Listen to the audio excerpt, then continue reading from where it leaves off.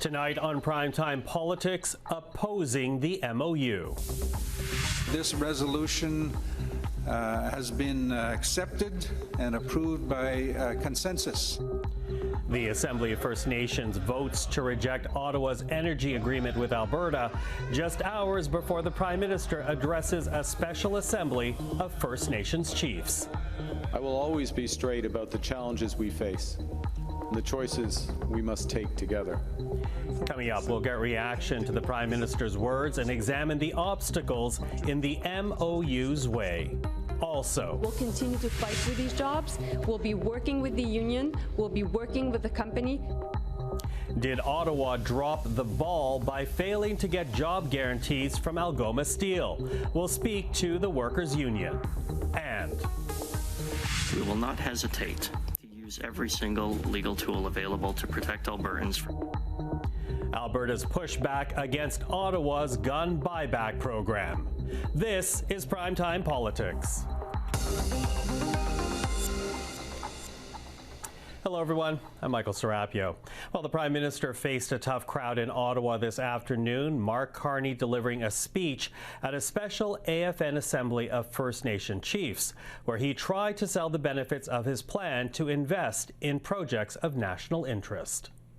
In a more dangerous and divided world, Canada is choosing to build. From major national projects to local infrastructure, including in housing and water. And above all, we are choosing to build brighter futures for all our people across this great land. But encouraging words aside, many in that room were already skeptical of the Prime Minister's intentions, upset with what some delegates called a lack of consultation with the First Nations. And that includes the MOU Ottawa signed with Alberta last week, which the AFN Assembly voted on today, unanimously calling on Ottawa to withdraw that agreement. The truth is that Canada can create all the MOUs, project offices, advisory groups that they want, but chiefs are united. When it comes to approving large national projects on First Nations lands, there will not be getting around rights holders. That's another reason outstanding First Nations treaty rights must be reconciled before others, because Métis rights do not include rights over First Nations lands, territories, and resources. First Nations, with the exception of the Inuit, are the only true landowners of these traditional territories. Well, with her thoughts on all of this, we're now joined by Sara Mainville, Managing Partner at JFK Law. She is also a former chief of the Couchiching First Nation. Ms. Mainville, good to meet you. Thank you for joining us. Thank you for asking me to be here. Listen, there seemed to be a lack of understanding amongst the various parties this afternoon because, you know, the Assembly did vote to have that MOU withdrawn. They did so earlier today. Concerned with the tanker ban, the lack of consultation ahead of last week's MOU announcement. But then, you know, hours later, we hear the Prime Minister say that only after a project is presented to the Major Projects Office would consultations take place. So I do wonder, is the criticism getting ahead of the process? I think it's continuing on a problem that's existed with these types of projects is that the project is propped up as something significant of economic benefit for the larger public, and then First Nations are faced with a sort of checkbox marking exercise called consultation and accommodation that really doesn't allow the project to be changed. Maybe, you know, the way the project is guided, like those really important early engagement processes that, have always been said, over the last 16 years, it's always been said, early engagement is the most important piece of doing consultation and accommodation right. Okay, early engagement, although, I will say the Prime Minister stated that his intention, and the legislation also says this, is that consultation has to happen, and before a project can be designated to be in the national interest, these are the Prime Minister words, that free, prior, and informed consent from Indigenous communities must be provided. So I appreciate that the process might be flawed up until this point, but given the Prime Minister's stated intentions, can any comfort be taken from that? I think from the forum in the summertime where Prime Minister Carney was in front of the chiefs, basically the messaging was, trust us, we'll get this right. And I think there's been a couple of missteps that are causing concern. And I think, the chiefs were very proactive as they did the resolution early in the day today, knowing that the Prime Minister was coming, and very clear, like there was a unanimous vote on these important support of the coastal First Nations in BC to say basically no to a pipeline going again through Prince Rupert. Mm-hmm, yeah. So I think the real disconnect is sort of the process piece. I think one of the hopes was that we were going to do something different here. Some of the leadership, like Premier Wabkanu, is trying to do the partnership before the project, and so that's sort of the expectation that other leaders would follow suit and do something different as opposed to the same recipe for sort of conflict. Mm-hmm. No, I hear you saying about the real disconnect is the process, but we have heard, and this wasn't from the Prime Minister today, but we have heard his ministers say that the economic challenge from Donald Trump is so immediate, so dire, that this government is trying to move quickly with big projects. Is there any way to have consultation while also expediting a process to get projects off the ground and built? Yeah, I think that these Indigenous-led projects are probably the way forward, and so there's a number of proposals from the First Nations themselves to make some of these projects, and he did mention a few of them in his speech. To be fair to the Prime Minister, he did mention a few of them that sort of are positively like Indigenous-led projects with Indigenous ownership in those projects. So I think the notion of another pipeline being in the mix, I think, is sort of against, two of the three premises that, First Nations want another pipeline. And the second one is that this will actually be, helping more of a clean economy kind of goalpost. I think it doesn't mean either of those things. Mm-hmm, mm-hmm. Now we did hear the Prime Minister say that there's going to be a meeting of the First Ministers that should take place early in the new year, and that meeting itself is going to be led by an agenda set by First Nations. How helpful do you think that meeting is actually going to be? I think it's a good start. I think it's a doorway to bring more opportunities for the actual planning stages of some of these bigger projects, to actually have a real conversation at that level. I think is a good approach. Listening to the Prime Minister speak, I think that there are some pretty major concerns on the investment side of things, around like introducing a new water legislation as opposed to reintroducing the existing water legislation that was tabled under the Trudeau government, which is, I think, more meeting what First Nations want to see as far as water legislation and the exercise of First Nation jurisdiction in regarding water.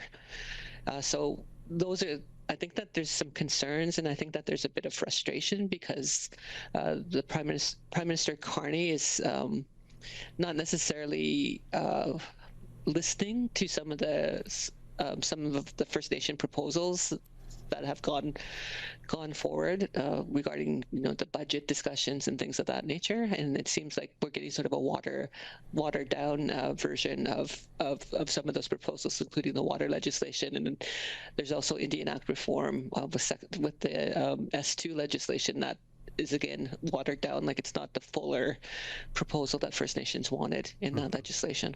So it's not necessarily just the major projects, but how this government moves forward with other priorities as well. Yeah, I think it's this idea that there's a bit of budget constraints. I think Prime Minister Carney, I think, was right to kind of mention the things that in their budget that they're safeguarding as far as some First Nation priorities, including getting rid of the boil water advisories and things of that nature. But it seems to be definitely there's going to be some financial impacts to First Nations because of these budget constraints that are rolling out. And again, the crisis created by the Trump administration is also something that is impacting First Nations, and they also, want to be part of the discussion and being part of the decision making around, what are the major projects that go forward. Mm-hmm. Listen, Sara, I've only got a minute left, but I do want to ask you, if you were to give any advice to this government of how to move forward, what would that be?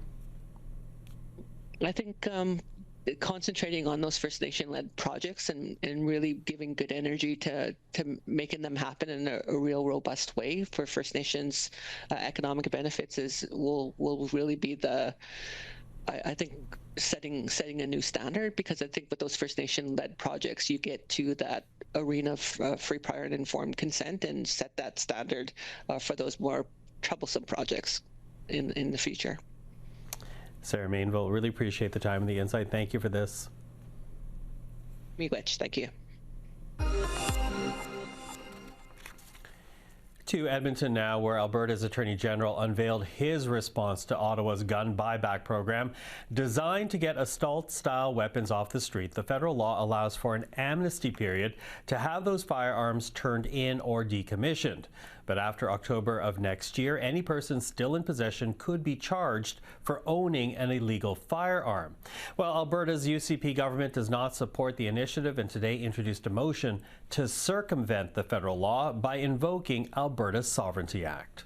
The federal government's approach will not have any impact on gun crime here in this country. We know that nearly all violent gun crime in Canada is not committed by legal firearm owners, but by those who obtain weapons illegally through our nation's porous borders. Turning previously legal firearms into prohibited ones does nothing to make our streets safer. It simply punishes those who have acted in good faith and who have proven that they know how to follow provincial and federal law. So that was Alberta's Attorney General. Let's take a listen now to Gary Anandasangari, the Federal Public Safety Minister, and take a listen now to how he responded to the Alberta move. For any jurisdictions that are preventing the compensation program to move forward, they're really hurting their own citizens. As you're aware, there are funds available as part of the program for individual firearms owners who have prohibited weapons from getting compensation. So if they're disallowing their citizens to attain that compensation, they're really hurting their own people. Now, as we said earlier, what Alberta announced today is very much in reaction to the federal government's gun buyback program. And with his thoughts on this, we're now joined by Pierre-Yves Bourduas, former Deputy Commissioner of the RCMP, now President of PY Public Safety Management. PY, good to see you again. Always a pleasure. So obviously, Alberta has an issue here with the gun buyback program, not only the details of that law, but also the spirit of that law. But at the end of the day, what we now have is a federal statute that says one thing and a provincial directive saying another once it's adopted. How complicated is this going to be operationally for police on the ground in Alberta? Well, it's interesting because I've been monitoring the situation, and the RCMP has been pretty reserved in their comments in relation to this public policy debate between the federal and the provincial government.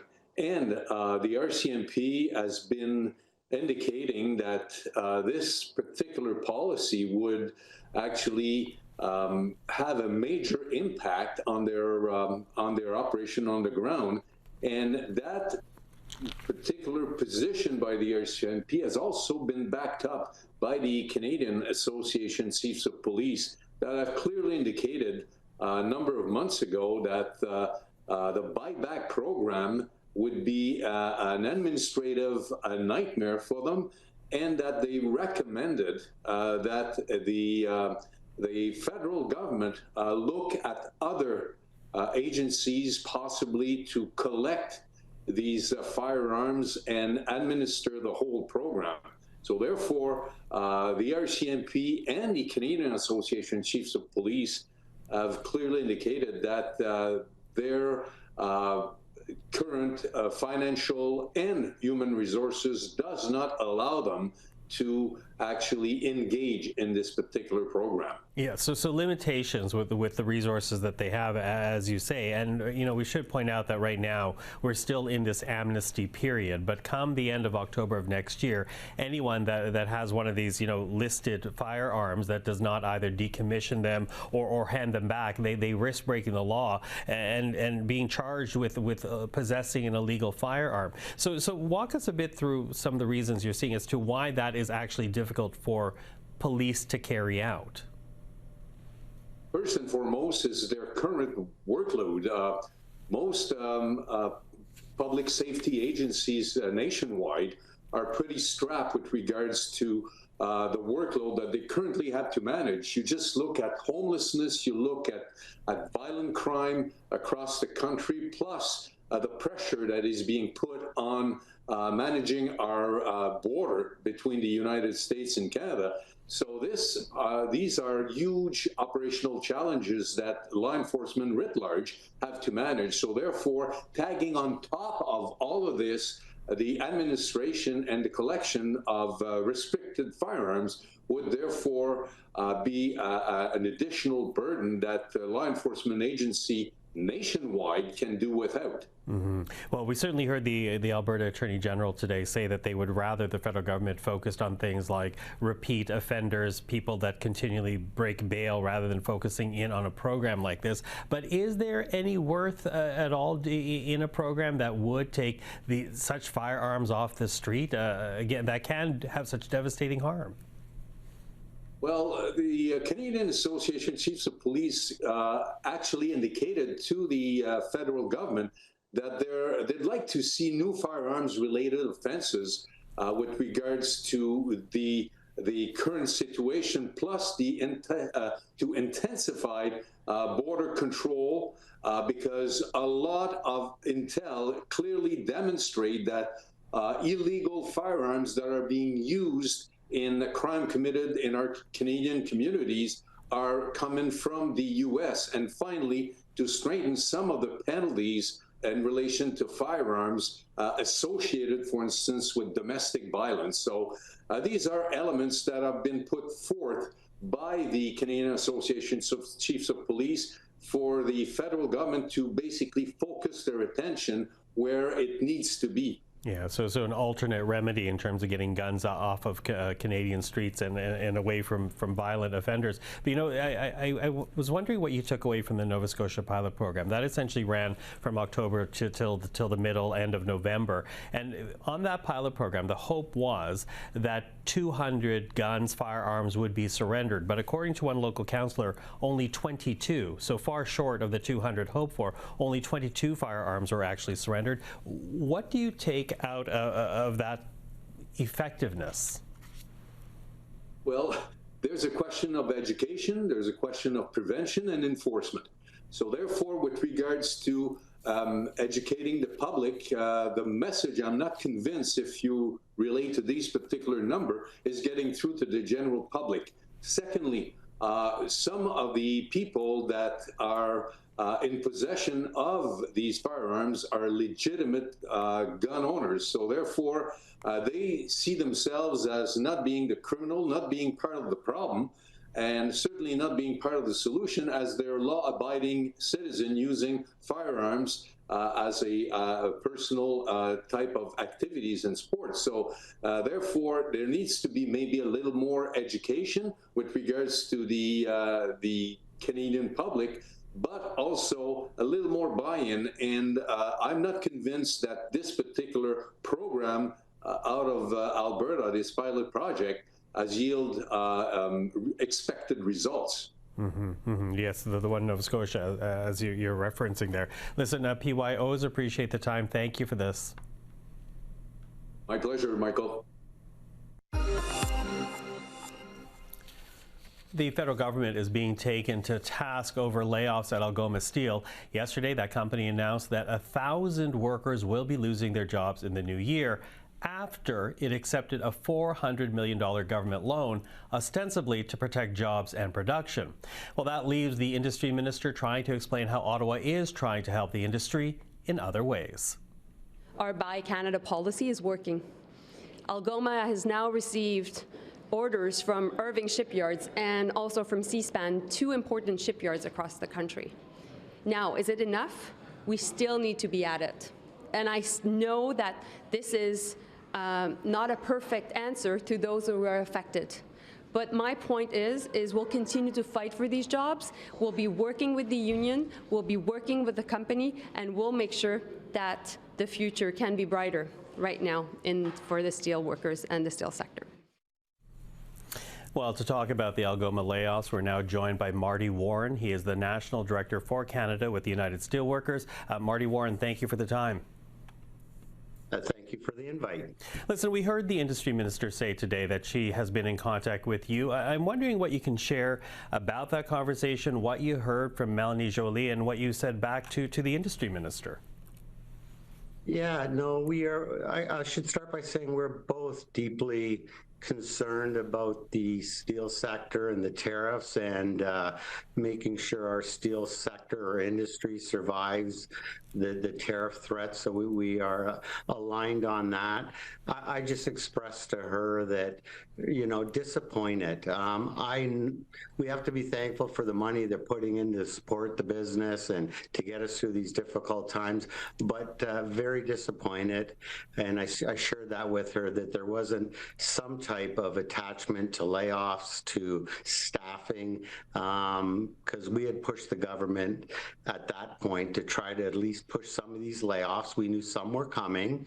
It happened quicker than anticipated because of the Trump tariffs. We thought we'd be dealing with this a year out, but as Algoma decided to transition quicker, we had thought the appropriate thing would be to push the layoffs into the new year, April, give the 5 months notice. That gives workers time to, through the summer, quite frankly, to, if it's finding work or to get retrained.